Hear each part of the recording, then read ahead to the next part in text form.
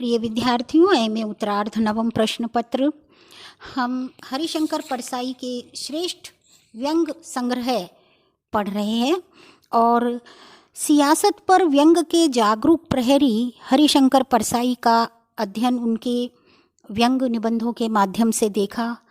कल हमने इनका निबंध पढ़ा घायल वसंत, जिसमें बसंत के आगमन की सूचना देना एक संवेदनशील और एक संवेदन शून्य मानव की तुलनात्मक अध्ययन का बहुत पैना विश्लेषण था।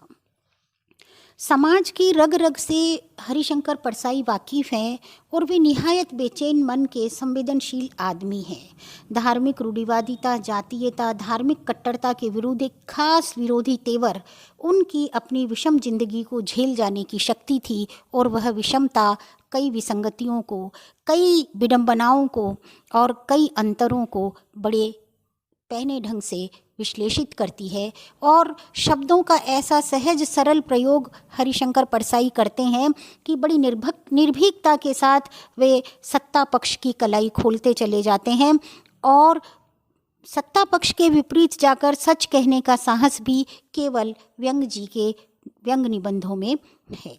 समाज और समय की विसंगतियों के संदर्भ में परसाई जी की तीक्ष्ण दृष्टि उनके नितांत मानवतावादी होने की खास विशेषता है। हमने इनके 3-4 व्यंग पढ़े हैं। चूहा और मैं, वैष्णव की फिसलन में मनुष्य की व्यावसायिक प्रवृत्ति का विश्लेषण है। फिर हमने इनका पढ़ा घायल वसंत और बेईमानी की परत में सत्ता पक्ष की कई विपरीत स्थितियों का बड़ी निर्भीकता के साथ उन्होंने उद्घाटन किया है। आज बच्चों हम पढ़ने जा रहे हैं इनका एक और व्यंग निबंध, पहला सफ़ेद बाल। इसमें इन्होंने जो विश्लेषण किया है उसमें कहानी की किस्सा गोई है, एक कौतूहल है और एक जिज्ञासा है।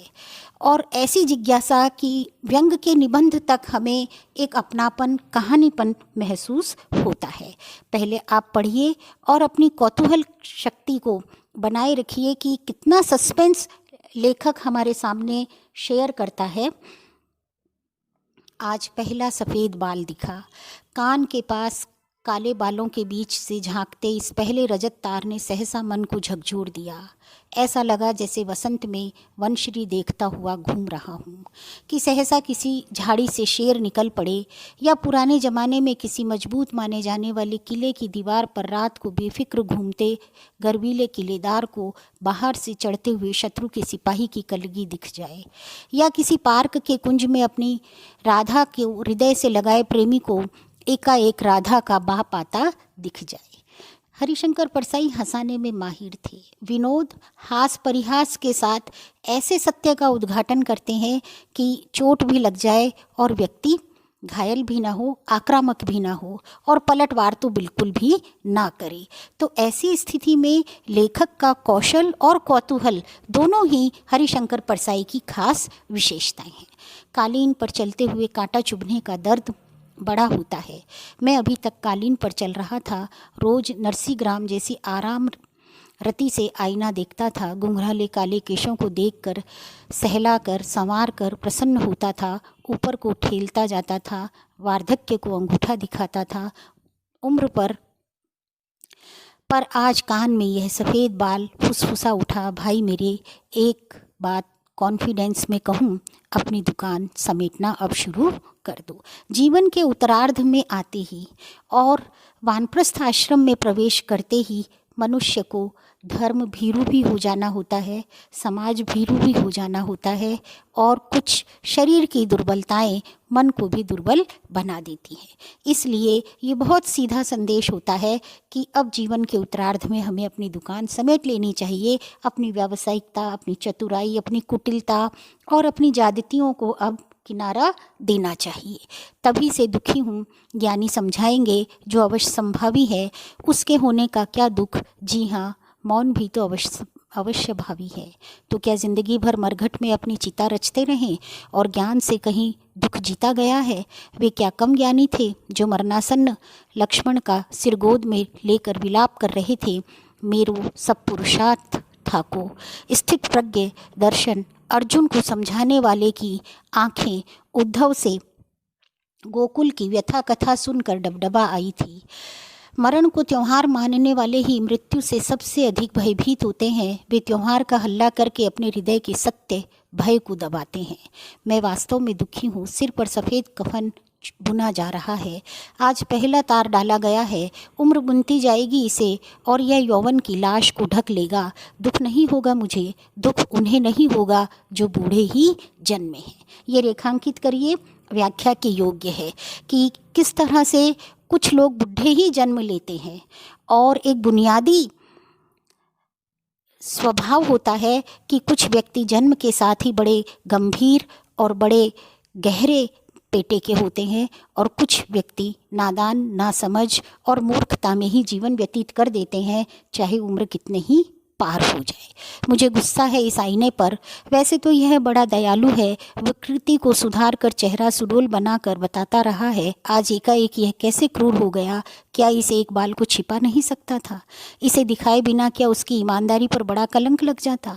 उर्दू कवियों ने ऐसे संवेदनशील आईनों का जिक्र किया है जो माशूक के चेहरे में अपनी ही तस्वीर देखने लगते हैं, जो उस मुख के सामने आते ही गश खा कर गिर पड़ते हैं, जो उसे पूरी तरह प्रतिबिंबित न कर सकने के कारण चटक जाते हैं।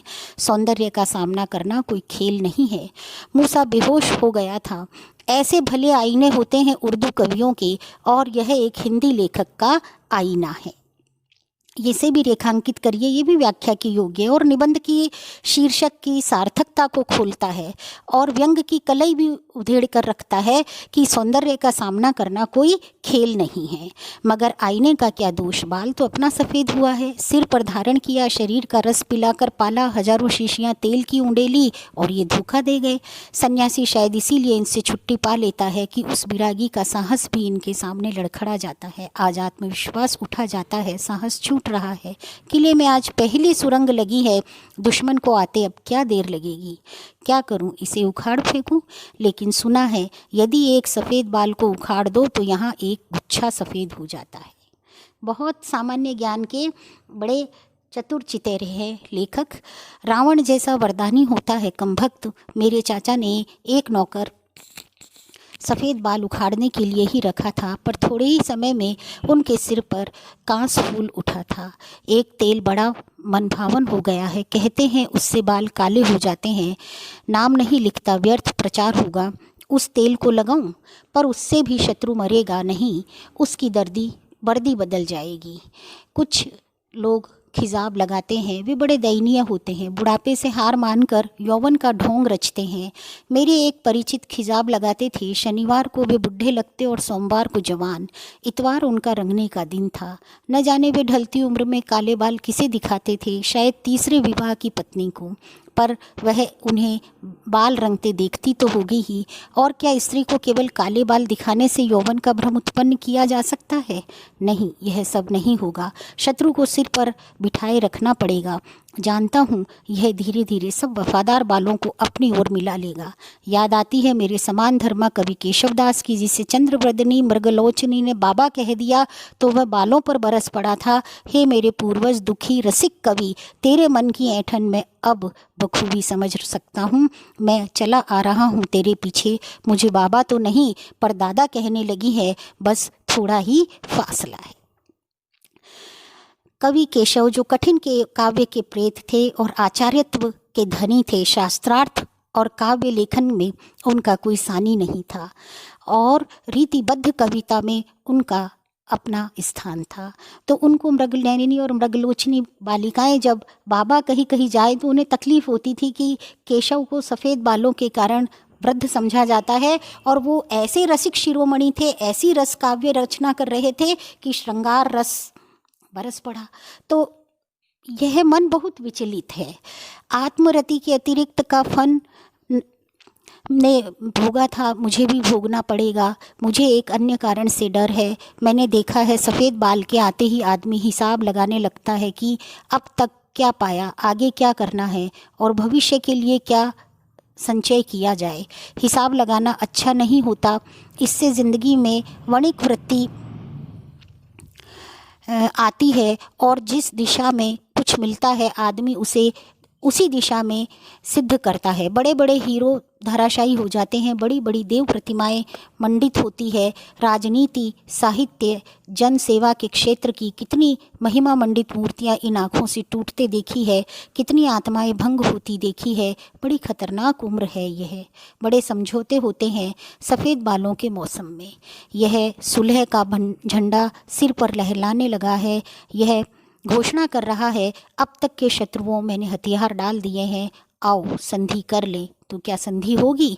उसमें जिनसे संघर्ष होता रहा, समझौता होगा उनसे जिसे गलत मानता रहा। पर आज एकदम से ये निर्णायक प्रश्न मेरे सामने क्यों खड़े हो गए? बाल की जड़ बहुत गहरी नहीं होती, हृदय से तो उगता नहीं है यह सतही है बेमानी। यौवन सिर्फ काले बालों का नाम नहीं है। यौवन नवीन भाव, नवीन विचार ग्रहण करने की तत्परता का नाम है। यौवन साहस, उत्साह, निर्भयता और खतरे भरी जिंदगी का नाम है। यौवन लीक से बच निकलने की इच्छा का नाम है। और सबसे ऊपर बेहिचक बेवकूफ़ी करने का नाम यौवन है। एक प्रश्न बनता है कि हरिशंकर परसाई ने यौवन की कैसी व्याख्या करते समय किसे यौवन कहा है? हरिशंकर परसाई के शब्दों में यौवन किसे कहा जाए, ये एक प्रश्न बनता है। हिसाब करने की कोई जल्दी नहीं है।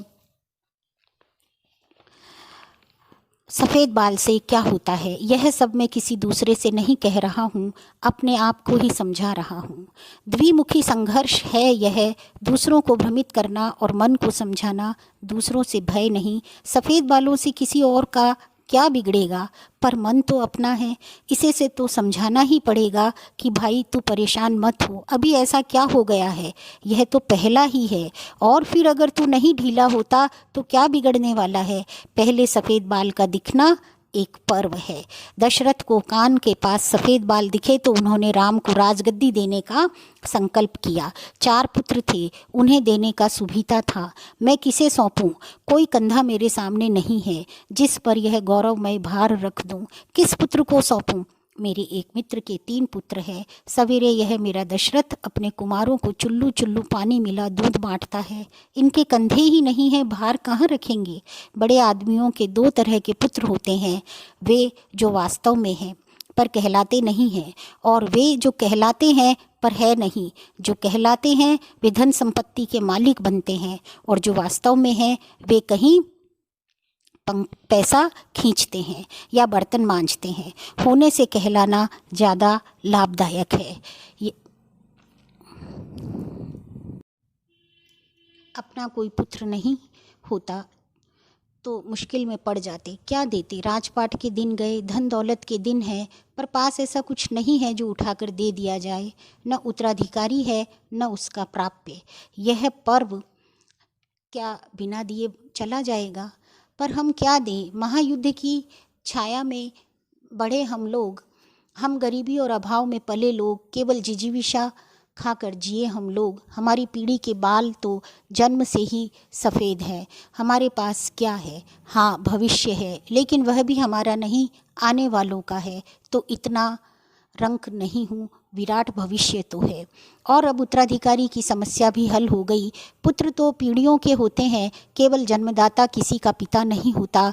विराट भविष्य को एक पुत्र से भी ले भी सकता है। इसने क्या कि कौन किसका पुत्र होगा, कौन किसका पिता कहलाएगा। मेरी पीढ़ी के समस्त पुत्रों, मैं तुम्हें वह भविष्य ही देता हूँ। यद्यपि वह अभी मूर्त नहीं हुआ है, पर हम जुटे हैं उसे मूर्त करने में। हम नींव में धंस रहे हैं कि तुम्हारे लिए एक भव्य भविष्य रचा जा सके। वह तुम्हारे लिए एक वर्तमान बनकर ही आएगा। हमारा तो कोई वर्तमान भी नहीं था, मैं तुम्हें भविष्य देता हूँ। और इस देने का अर्थ यह है कि हम अपने आप को दे रहे हैं, क्योंकि उसके निर्माण में अपने आप को मिटा रहे हैं। लो, सफ़ेद बाल दिखाने के इस पर्व पर तुम्हारा प्राप्य संभालो। होने दो हमारे बाल सफ़ेद, हम तो काम में लगे हैं। जानते हैं कि काम बंद करने और मरने का क्षण एक ही होता है। हमें तुमसे कुछ नहीं चाहिए। ययाति जैसे स्वार्थी हम नहीं हैं, जो पुत्र की जवानी लेकर युवा हो गया था। बाल के साथ उसने मुंह भी काला कर लिया। हमें तुमसे कुछ नहीं चाहिए, हम नींव में धंस रहे हैं। लो, हम तुम्हें कलश देते हैं। देखिए बच्चों, इस निबंध में भविष्य, अतीत और वर्तमान के संदर्भ भी खोले गए हैं और लेखक ने यह स्पष्ट किया है कि जो अपने वर्तमान में कर्मनिष्ठ रहता है वह ही सच्चा उत्तराधिकारी होता है।